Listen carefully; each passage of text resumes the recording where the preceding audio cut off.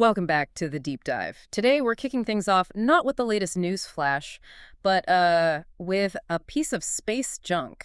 Well, maybe junk isn't quite the right word. Definitely not. It's more like the most dramatic, completely unplanned piece of performance art the Cold War ever gave us, and a serious material science test case. Exactly. We're talking about the Soviet relic, right? Something that made this spectacular, totally unexpected, fiery return decades after the country that built it even existed. That's the one. It caused quite a stir earlier this year, this big meteor shower people saw. Yeah, all over the globe. Turned out it wasn't natural at all. Nope.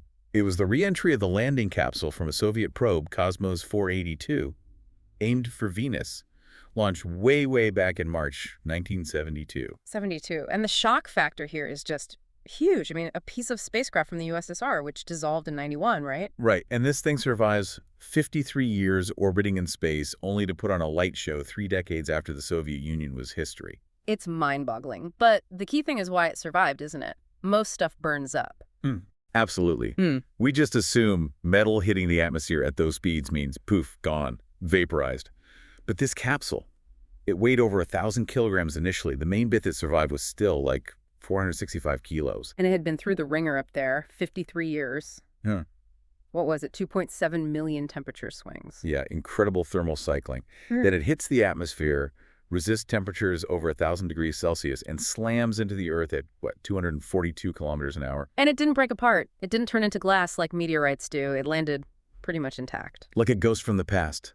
A half-ton chunk of metal that just shrugged off everything space and re-entry could throw at it. Heat, friction, time. That survival, that resilience, that's the core of our deep dive today, isn't it? Precisely. This isn't just a cool space history story. It's really about material science, about a competition driven by the most extreme conditions imaginable during the Cold War. That piece of metal exists only because the original Soviet mission was build something that absolutely cannot fail. Okay, so let's unpack that. We're going to use this titanium time capsule, as you called it, to explore that Cold War chase for, well, material perfection, and how they sometimes fell into this high-tech trap. Right. And then we'll pivot. We'll look at how modern industry, especially the amazing industrial growth and material science work happening in China, is shaping the next era. Covering everything from the basics like steel all the way up to cutting-edge stuff like Generation V nuclear reactors. So that original probe, Cosmos 482, its destination was Venus. We have to start there. Why Venus? Why did the Soviets pick the Morning Star instead of, say, sticking with the moon race or going for Mars? Well, it's strategic thinking, really. Remember, the Soviets had the early wins in space, Sputnik, Gagarin, huge propaganda victories. Right. Then the U.S. countered with the moon landing. Apollo changed the game. It did. And the U.S. was signaling its next big goal was probably Mars, which is tough, no doubt, but, potentially survivable. So the USSR looked at the board and decided to shift focus to Venus. They basically took Kennedy's famous line about going to the moon, not because it is easy, but because it is hard, and applied it to Venus. Because Venus was, without question, fundamentally harder than Mars. It was the ultimate hard-boiled planet. And this is where it gets fascinating for material science, because Venus is just hostile. 4 kinds of extreme that would destroy normal materials almost instantly. Okay, first up, the heat. We're talking an average surface temperature of 462 degrees Celsius. Hotter than Mercury, even though Mercury's closer to the sun. Hotter than Mercury. And it's not just solar proximity, it's the atmosphere. That's the second extreme. This incredibly thick, dense atmosphere, right? Mostly CO2. 96% carbon dioxide. It creates this runaway greenhouse effect, trapping all that heat. And that leads directly to extreme number 2, the pressure. Which is just crushing, 92 times Earth's surface pressure. Exactly. Think about being a kilometer deep in the ocean, that kind of pressure. Any normal probe, any astronaut, instantly flattened, like you said, a photograph. Okay, heat, pressure. What's number 3? Corrosiveness. Venus is wrapped in these thick clouds of sulfuric acid. Acid rain. Constant sulfuric acid rain. But get this. When the acid hits that super hot surface, 462 degrees C, it vaporizes instantly. Then it rises, cools, condenses back into acid, and falls again. A perpetual acid cycle from hell. Pretty much. Any normal metal, even good stainless steel, would just dissolve or weaken incredibly fast in that heat and acid combo. Wow. Okay, and the 4th extreme? It's a bit different. It's the time disconnect. Venus rotates backwards compared to Earth and most planets, and incredibly slowly. How slow? One day on Venus lasts 243 Earth days. That's actually longer than its year. Its orbit around the sun takes only 224 Earth A days. day longer than its year. That's bizarre. It is. And those acid clouds mean the surface is permanently dark in visible light. So for a mission, forget using solar panels easily. Forget simple day-night cycles for managing heat. Earth time just doesn't map onto Venus. It makes long-duration missions incredibly complex. Okay, so if your goal is material superiority, building something that survives longer than what the 11 seconds Venera 8 lasted. Right. You needed something revolutionary.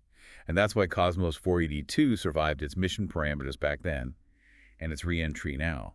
That shell, The titanium sphere. an incredibly thick titanium alloy sphere, about a meter across, designed for exactly that environment. And the data backs it up, right? Even decades later, looking at the recovered parts or mission logs. Yeah, the analysis showed it endured hundreds of micrometeorite impacts over the years, and its surface oxidized something like 40% less than engineers had predicted. It worked. The titanium shield did its job. It proved the Soviets could handle the toughest material challenge they could find. So this brings us to the titanium war.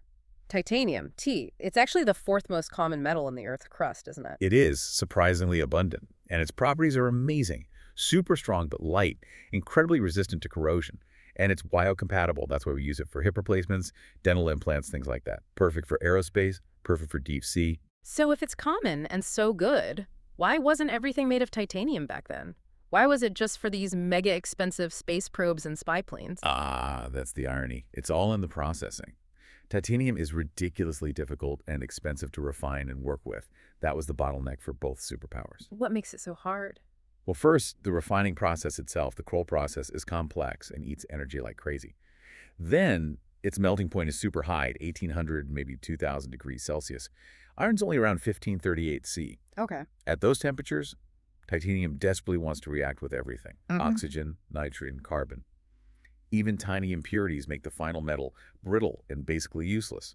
So you need ultra-clean manufacturing environments, huge amounts of power. Right, sounds expensive. Extremely. But the difficulty doesn't stop there. Even when it's cooler, below about 880 degrees C, titanium settles into this really tight crystal structure. Which makes it hard to shape. Very hard. Trying to forge it or bend it without causing tiny cracks or stresses inside is a nightmare.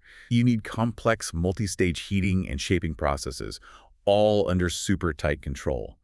A mistake in a titanium factory isn't just a write-off. It's potentially a catastrophic waste of resources. The cost became a strategic factor in itself. And that cost, that complexity around titanium, it seems like it pushed both the US and the USSR into what you called the high-tech trap. Exactly. This is where you chase some extreme performance goal, fastest, highest, deepest, regardless of the cost, how hard it is to actually build, or how impossible it is to maintain. So the classic US example has to be the SR-71 Blackbird, right? Oh, absolutely. The quintessential example. Yeah. Developed by Lockheed starting in '63 to replace the U-2 spy plane. It had to fly faster and higher than any missile they thought the Soviets could throw at it. And it did. Mach 3.3, altitude records. It was never shot down. Pure performance. Pure performance driven by materials. Flying at Mach 3 generates incredible heat from air friction. Normal aircraft aluminum would just melt or soften. So titanium was the only answer. It had to be. The SR-71's airframe was, get this, 80% titanium by weight. That's 25 tons of titanium in a 30-ton aircraft. 25 tons per plane. That's an astronomical amount. It is. And here's where the paradox, the trap, really bites. The U.S., they couldn't actually refine enough pure titanium domestically to build these planes. Wait, seriously, they didn't have the industrial capacity? Not at that scale for that specific quality. Yeah. So the U.S. military, or rather the CIA probably, had to secretly buy huge amounts of the needed titanium. Don't tell me. From the Soviet Union. They used third-party countries, front companies, all sorts of clandestine methods to buy the very metal they needed to spy on the supplier. That is absolutely wild, funding the adversary's economy to build your top secret spy plane. Talk about a material bottleneck. It's a perfect illustration of the strategic cost. And the price tag reflected it. The whole SR-71 program cost something like $500 million back in the 1960s. $500 million in the 60s. To put that in perspective, the world's first nuclear-powered aircraft carrier, the USS Enterprise, cost about $450 million. An entire floating airbase cost less than the fleet of specialized spy planes. Wow. And even with all that money, all that titanium, the SR-71 had that famous flaw, didn't it? It leaked fuel. Like a sieve. Right. when it was on the ground. It was notorious for it. Why? Was it just bad engineering? Not bad engineering, but a direct consequence of the material choice titanium and the extreme flight conditions. Titanium doesn't conduct heat very well, but it expands a lot when it gets hot. And at Mach 3, the skin got incredibly hot. Over 350 degrees Celsius in places. This meant the whole airframe would physically stretch several centimeters longer and wider in flight. So they had to build it loose. Essentially, yes. Yeah. Welding the specific alloys reliably was really feasible back then for such large structures under stress.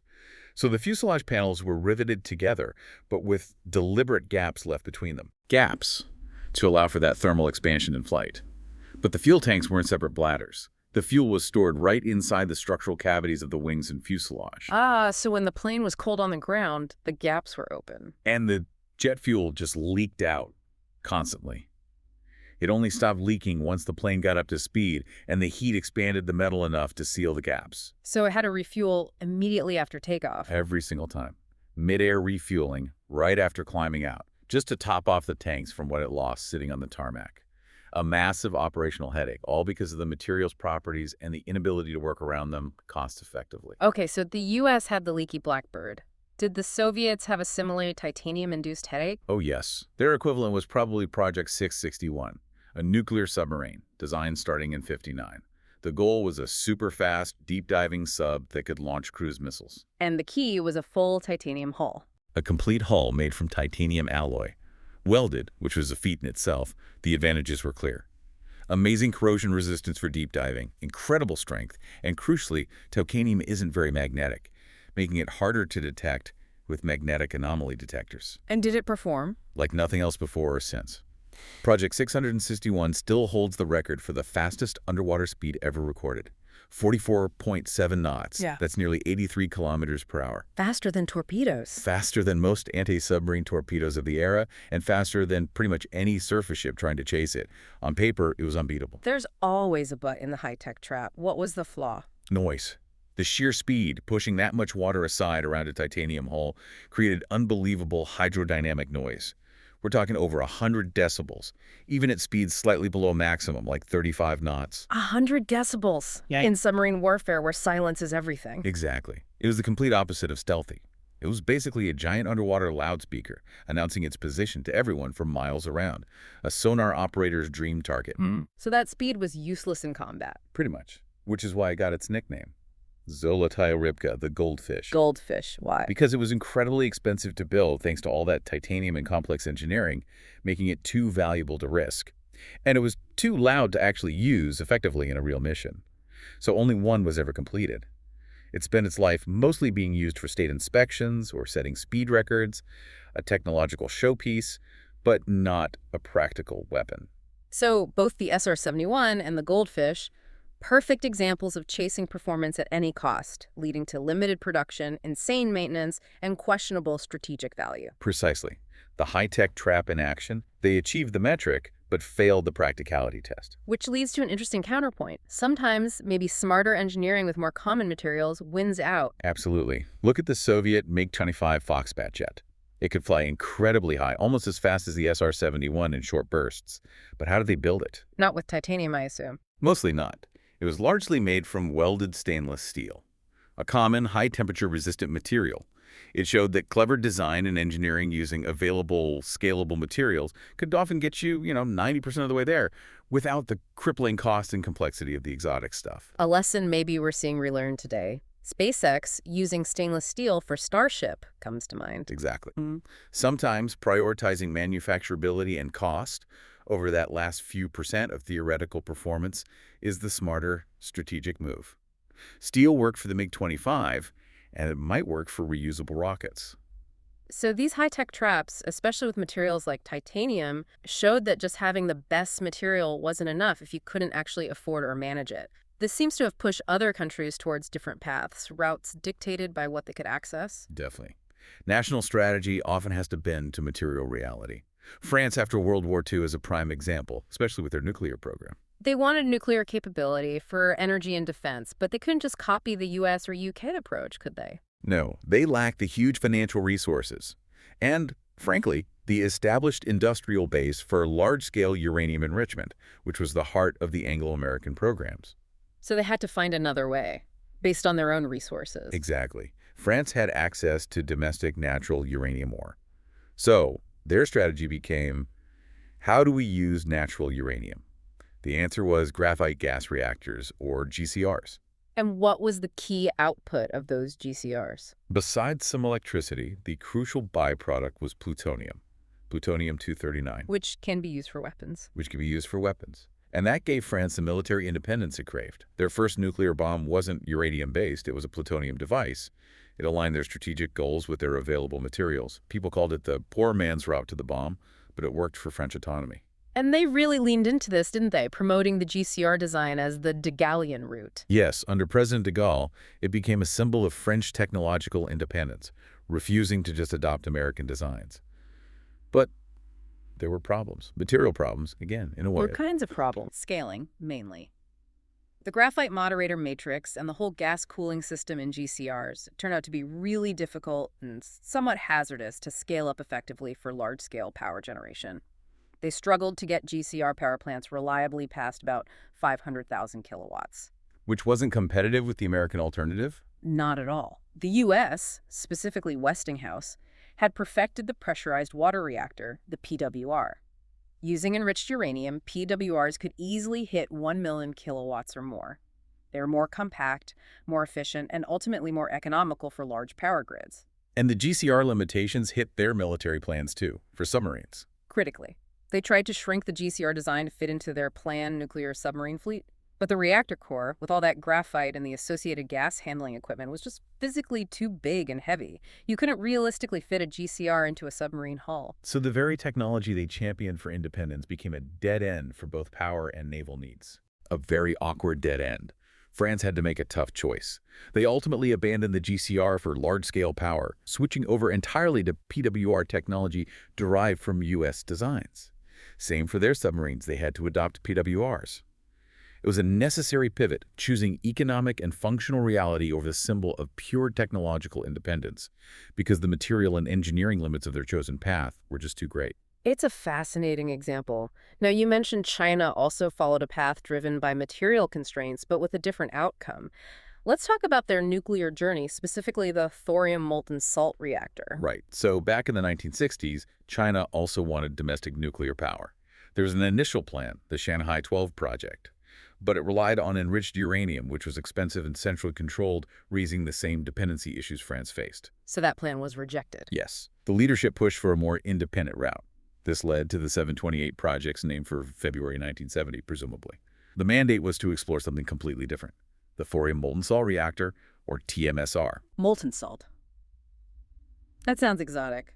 What were the supposed advantages? Theoretically, they were huge. TMSRs operate at much lower pressure than PWRs, so you don't need those massive, incredibly thick, expensive steel pressure vessels. They could potentially use different fuels, including abundant thorium alongside uranium, and crucially, they could be designed as breeder reactors. Meaning they make more fuel than they consume. Potentially, yes. They could breed uranium-233 from thorium, offering the promise of near-limitless fuel and true energy independence. It was a very ambitious, very forward-looking goal. But it didn't happen back in the 70s. Why not? Material science, plain and simple. The project stalled because they hit a wall they couldn't overcome back then. Think about it. A PWR has solid fuel rod inside cladding. A TMSR literally pumps a liquid cocktail of nuclear fuel dissolved in corrosive fluoride salts through pipes and heat exchangers. At high temperatures. Very high temperatures, up to 700 degrees Celsius. It's like running a continuous high-temperature radioactive acid bath through your reactor plumbing. Okay, that sounds like a material nightmare. It was. The official reason the 728 project stopped was that China simply could not develop alloys capable of surviving that environment. The combination of intense heat, massive radiation flux, and the incredibly corrosive nature of those fluoride salts just destroyed all available materials relatively quickly. They couldn't guarantee the structural integrity or prevent leaks. Plus, handling those toxic salts remotely for maintenance was another unsolved materials and engineering challenge. So a foundational material limit killed the project. Mothballed it for decades. But the dream didn't die. Right, because Shanghai restarted the liquid fuel TMSR program in 2009. What changed between the 70s and the 2000s? Decades of focused domestic research and development in advanced materials, metallurgy, and chemical engineering, driven by a national push for energy independence and leadership in next-generation nuclear tech. They specifically targeted that core problem from the 70s, developing new alloys, likely sophisticated nickel molybdenum types similar to Hastelloy that could withstand the molten salt environment, the heat, the radiation, the corrosion, for long periods. They solved the materials problem. It appears so. This was a fundamental material science victory, enabling the reactor design. And the progress since 2009 has been steady. Remarkably so. By October 2023, their experimental TMSR in Wuwei was formally loaded with fuel. And by June 2024, reports indicated it had achieved full power operation. Making China The world's first and currently only country to successfully design, build, fuel, and operate a thorium molten salt reactor. They succeeded where the U.S. Oak Ridge National Lab had pioneered the concept, but ultimately failed to commercialize decades earlier, largely due to those same material challenges. It's not just a reactor design win. It's proof of mastery over incredibly demanding material science. That success with the TMSR, solving those really tough material problems, it feels like it has to be connected to China's broader industrial power, especially in foundational materials. Oh, absolutely. You can't leapfrog a generation Soviet nuclear without an incredible base. And if you look back through industrial history, what's the bedrock? It's steel. Right. You mentioned WWI outcomes being linked to steel capacity. It's always been the core measure of industrial might. And China's position in steel today is, well, it's unprecedented. They're called the world's factory for a reason. They've been the #1 producer of crude steel globally for 27 years straight, since 1998. 27 years at #1. The scale must be enormous. It's hard to even picture. Let's take 2023 figures. Global steel production was about 1.8 billion tons. China produced 1 billion tons of that. 1 billion out of 1.8 billion, so more than half the world's steel. More than all other countries combined, plus another 25% on top of that. It's industrial output on a scale humanity has literally never seen before. Can we break that down even further? Sure. Take just one city, Tangshan, in Hebei province. Tangshan alone produces more crude steel each year than entire major industrial nations like India or Japan or the United States. One Chinese city outproduces the entire U.S. steel industry. By a significant margin. When a single municipality has more output than continents, you start to grasp the sheer depth of their material resource base. And that scale allows for specialization, presumably. Huge specialization. China can now reportedly smelt over 1,000 different specialized steel grades. Everything from the ultra-high-strength, fatigue-resistant steel needed for aircraft carrier decks, Critical military application, to the incredibly precise steel needed for high-speed rail tracks, where tiny imperfections can be disastrous at 300 kilometers per hour, and even down to, believe it or not, the tiny stainless steel balls in the tips of ballpoint pens. Ballpoint pens, really? Yeah, for a long time, China could make the pens, but had to import those tiny, high-precision steel balls. Now they make those too. It shows a complete mastery across the spectrum, from massive structures to microscopic components. But if you've achieved that level of dominance, that material saturation in steel, where do you go next for industrial advancement? That's the key question. When you've conquered the volume game in foundational materials like steel, the next competitive edge has to come from mastering new, more advanced, specialized materials. The focus shifts from tonnage to technology. Which brings us to things like advanced electronics. Gallium nitride semiconductors, maybe? GaN? Exactly. GaN is a perfect example of the next material frontier. It's what's called a wide band gap semiconductor. Okay, what does that mean in practical terms? It means GaN devices can handle much higher voltages, higher power levels, and higher temperatures than traditional silicon chips. They can also operate at much higher frequencies and are more resistant to radiation damage. So ideal for really demanding jobs. Absolutely critical. Think advanced power systems for electric vehicles, 5G base stations, satellite communications, and especially high-performance military systems. Radars, electronic warfare systems, power management in aircraft, ships, tanks. GaN is an enabling material for the next generation of defense tech. And there's a race to master GaN. A fierce global competition. The U.S., for example, has been integrating GaN into its latest radar systems, the Active Electronically Scanned Arrays, or EESA radars. Those are the really advanced ones on warships and fighter jets. Right.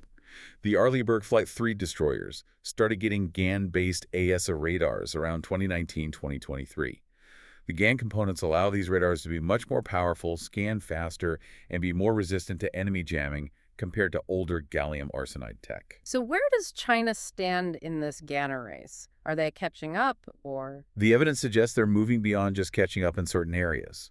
They've successfully industrialized GaN production and are deploying it in their own AESA radar systems. It's reported as a key technology in the advanced radars on their export fighter jets, like the J-10CE. So matching capabilities there. And potentially leading in some niches. Reports indicate China has established a strong position, possibly even a lead, in applying GaN to millimeter wave technologies. Millimeter wave, that's for really high-frequency stuff. Yeah, crucial for ultra-high-speed communications, next-gen radar imaging, and data transfer. Achieving industrial scale and widespread use in GaN-based millimeter wave tech puts them at the forefront in that specific domain. So the strategy seems clear. Leverage the massive industrial base to push into these advanced material applications, aiming not just for parity, but for leadership in key areas. Exactly. It's moving from dominating the atoms of steel to mastering the atoms that enable the bits of advanced electronics and communication. Yeah. The material foundation comes first. It's fascinating how progress in materials isn't always linear. Sometimes, like with that French nuclear path, you hit dead ends. And sometimes the solution is, well, downright weird, like this business of low background radiation steel. Ah, yes. That's a truly bizarre consequence of 20th century history meeting 21st century measurement needs. It all goes back to nuclear weapons testing. All those atmospheric tests from 1945 onwards. Over 2,000 nuclear tests globally, most of them in the atmosphere or underwater, before the test ban treaties kicked in. They released a whole cocktail of radioactive isotopes into the environment. One persistent one is cobalt-60. And this got into everything. Pretty much dispersed globally in the atmosphere.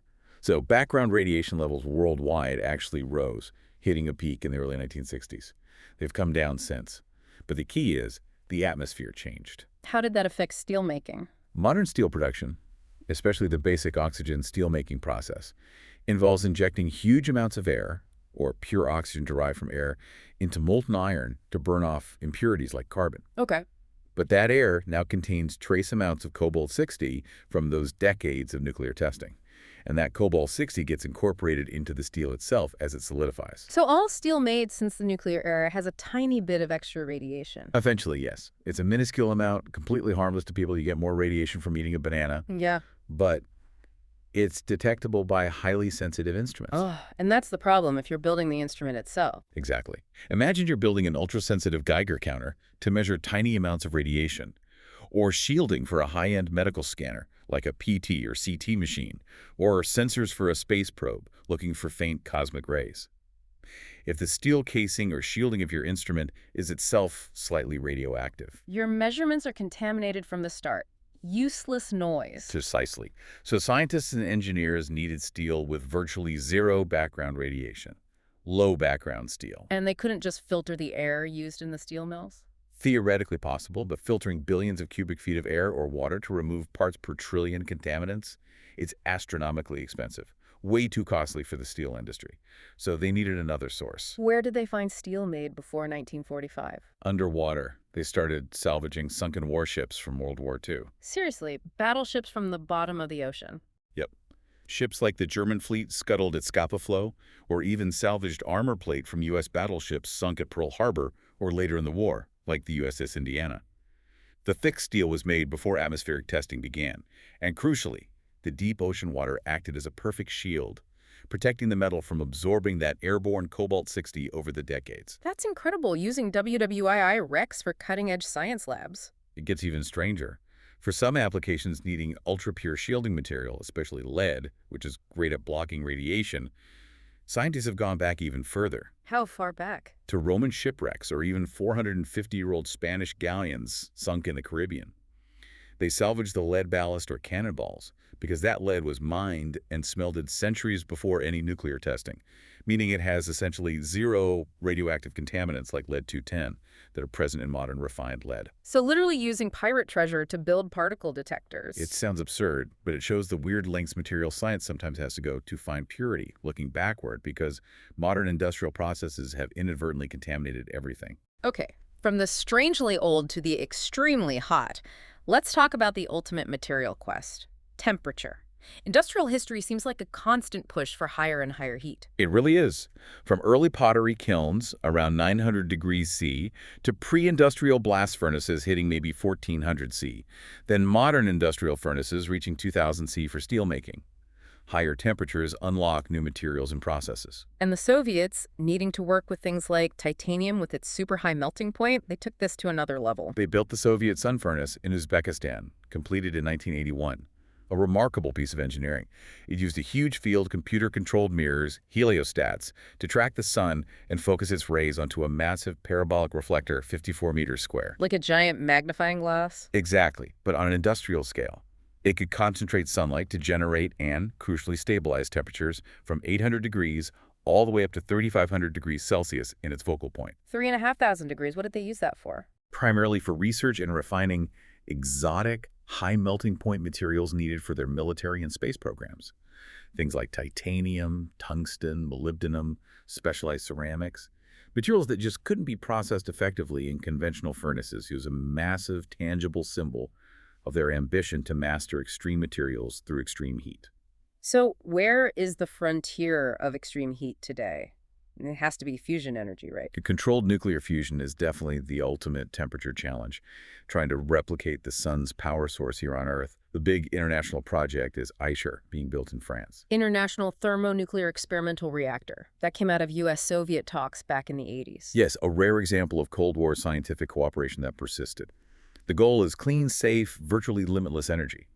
But the engineering is staggering. They use magnetic fields to hold the fuel. Right, the plasma. Incredibly powerful magnetic fields generated by huge superconducting magnets, some using designs like the D-shaped coils pioneered earlier in fusion research.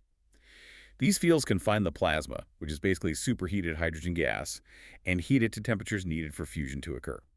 How hot are we talking? The target for ITER is over 100 million degrees Celsius. Million. Okay, hotter than the sun's core. Considerably hotter. And while the physics of controlling plasma at that temperature is largely understood, the remaining massive hurdle is, again, material science. What materials can possibly survive direct exposure to 100 million degrees? Nothing can survive direct exposure indefinitely. The magnetic field keeps the hottest part of the plasma contained, away from the walls.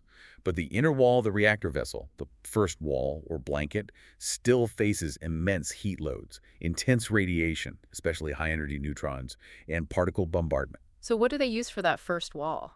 It's likely going to be a combination of highly specialized materials. Probably tungsten tiles in the highest heat flux areas, because tungsten has the highest melting point of any metal, combined with beryllium elsewhere. Behind that, you need the tritium breeding blanket. That makes the fuel? Yes, it's designed to absorb neutrons from the fusion reaction and react with lithium inside the blanket to breed tritium, which is one of the fuels ITER needs. Those blanket materials also have to withstand extreme heat and radiation for years while efficiently transferring the heat out to generate electricity. It's an incredibly complex materials challenge. So fusion isn't limited by the physics anymore, but by finding materials that can actually handle the conditions long enough to be practical? That's a huge part of it. The engineering concepts are mostly there. But finding and manufacturing materials that can survive that environment reliably and cost-effectively for decades is the key obstacle. That and the sheer funding needed to build and test these massive complex machines to prove they can achieve the goal, generating significantly more power out than you put in to heat the plasma. ITER aims for 500 megawatts out from 50 megawatts in. It's the final frontier of heat, pressure, and material endurance. #outro. So wrapping this all up, it's amazing how that single piece of Soviet titanium falling back to Earth connects so many threads. It started as a symbol of Cold War material competition in extreme environments. A competition often driven by performance above all else, leading both superpowers into that costly high-tech trap with things like the SR-71 and the Project 661 sub. Yeah, and we saw how those kinds of constraints forced other nations like France to make tough choices between technological independence and practical material reality with their nuclear program. While other nations, like China today, leveraged an enormous foundation in basic materials like steel to build the capacity needed to tackle and actually solve those decades-old advanced material challenges, like making the thorium molten salt reactor finally work. It really underscores that material science is just foundational. It underpins everything. The revolution in the atoms mastering the physical stuff really does have to happen before you get the revolutions in bits, in computing, AI, all the digital stuff. You can't build a supercomputer or a quantum sensor or a fusion reactor out of wishful thinking. You need the right materials, processed in the right way, The future still has to be built out of physical things. Which brings us to our final, maybe slightly provocative thought for you, the listener, to chew on. If you think about tools, all tools, as extensions of the human body, from a simple hammer to a spy plane. And every single one of those tools depends fundamentally on the material it's made, from stone, bronze, iron, steel, titanium, silicon, jana. How close are we, do you think, to hitting the absolute physical limits of innovation with the atoms we have available on this planet? Before improving our tools isn't enough, and we'd have to fundamentally change the organism ourselves to progress further. A deep thought indeed.